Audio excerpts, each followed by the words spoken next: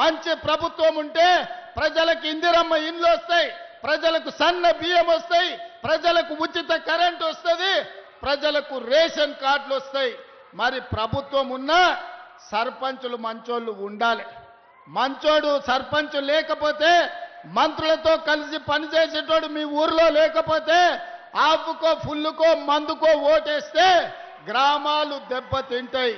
అందుకే ఇక్కడికొచ్చిన మిత్రులకు రాజకీయ కక్షలు మానండి, 10 సంవత్సరాలు అండగా నిలబడండి. తెలంగాణ రాష్ట్రాన్ని దేశంలోనే నెంబర్ 1 స్థానంలో నిలబెడదాం. రాబోయే సర్పంచ్ ఎన్నికల్లో తుమ్మల గారితో, భట్టి గారితో, పొంగులేటి గారితో కలిసి రాష్ట్రాన్ని అభివృద్ధి చేసి గ్రామాలను అభివృద్ధి పదం వైపు నడిపించే వాళ్ళను సర్పంచులుగా ఎన్నుకోవాల్సిందిగా మళ్ళీ వస్తా. పూర్తి స్థాయిలో చర్చించుకుందాం.